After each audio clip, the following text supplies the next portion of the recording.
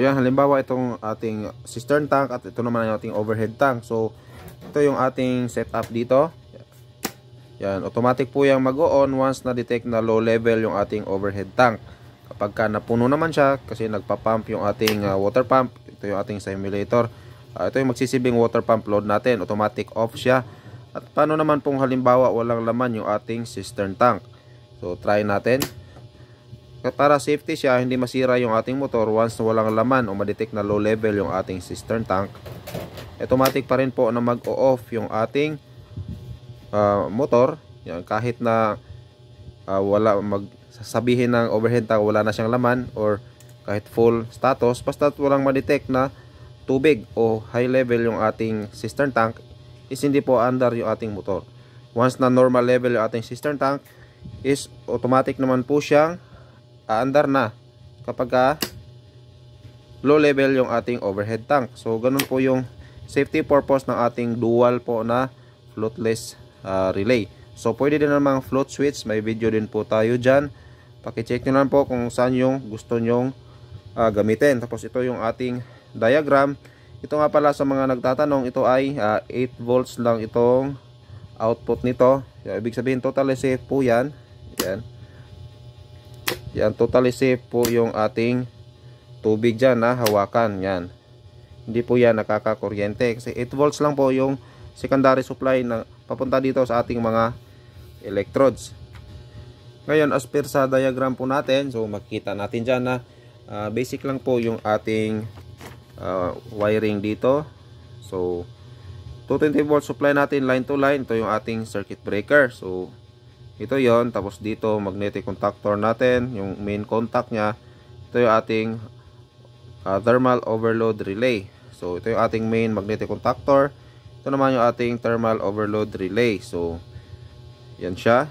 Then sa ating control circuit naman, naka-series lang po yung ating floatless relay 1 at saka floatless relay 2 contacts. So naka-normally close yung ating R1, naka-normally open yung ating R2.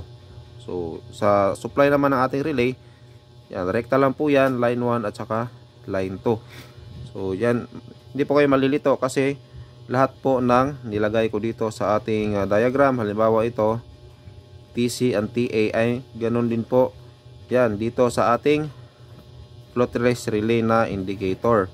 So titingnan nyo lang po yan, pati itong numbering dito, markings 8, terminal 8 saka terminal 6 dito, meron din po yan.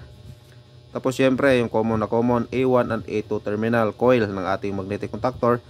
Yung 95 at 96 ng ating thermal overload relay, normally close po yan. Tapos yung ating indicator light, tong green, ay nakaparallel lang siya sa ating magnetic contactor. Ito namang supply sa ating R1 at R2, yan po S0 at saka S2 para dito sa Omron na malaking floatless relay. Number 7 at number 2 naman para dito sa maliit na floatless relay natin. At syempre yung ating electron, di din nakakalito yan kasi E1, E2, and E3 lang naman din po yan. Yung pinakataas nyan, yung E1, yung sa gitna E2 at yung ground, yung E3 natin, yung detection pala nyan. Itong sa taas yung full, itong sa gitna yung low level. Sa ating floatless relay yung nakatatak din na E1, E2, and E3, kaya hindi po tayo malilito, basta susundan na natin yung ating diagram. Ngayon yung pinaka materials natin dito na nagamit natin ito kasi is rekta lang, simple na control. So ibig sabihin di na natin nilagyan ng automatic and manual, which is pwede rin, meron din tayong video nyan, at saka mga start and stop push button.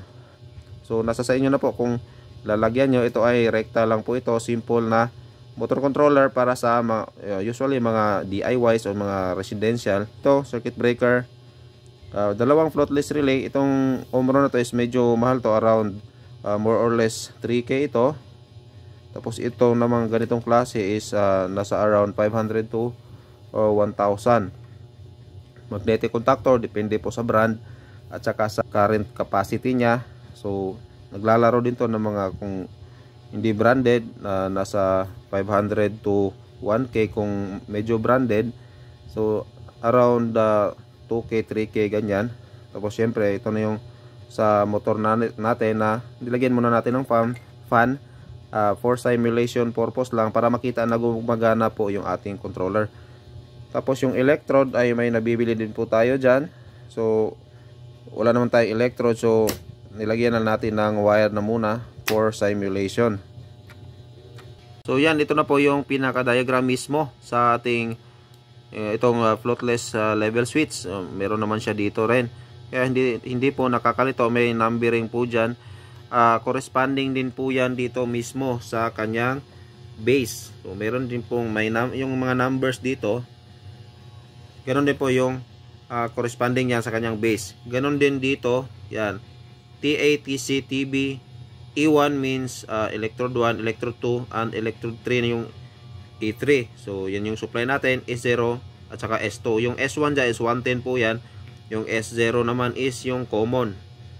So yan lang po siya. Tapos syempre yung magnetic contactor natin, yan po yung ating 95 and 96. Yan po ay normally close. Ito naman yung ating output na ligay dito, T1 and T2 terminal para sa output ng ating fan motor. Tapos syempre yung coil A1 and A2 dyan sa baba. Tapos yung line 1 and line 2 terminal, yun yung supply natin sa ating galing po yan sa ating magnetic, sa ating circuit breaker, which is ito. Yan yung line 1 and line 2 supply. At syempre ganun din po yung ating itong indicator light natin is nakaparallel po siya sa ating A1 and A2 na ating magnetic contactor. So ganun lang po kadali yung pag-wiring nito. So naka pre-wire na siya, pero klarong-klaro din naman po as per sa ating diagram at sa actual na yun din po yung ating nakalagay dyan. So ito yung ating electrode kabit dito. Ganun din po dito sa ating pangalawang relay. Yan. Ito yung supply niya, 7 at saka 2. So yan po sa mga for clarifications po, pwede po kayong mag-message sa atin. Message lang po kayo or comment lang po kayo dyan sa ating comment section. Yan. So yan yung pinaka basic function niya. Once ma-detect siya ng low level sa ating overhead tank, andar yung ating motor.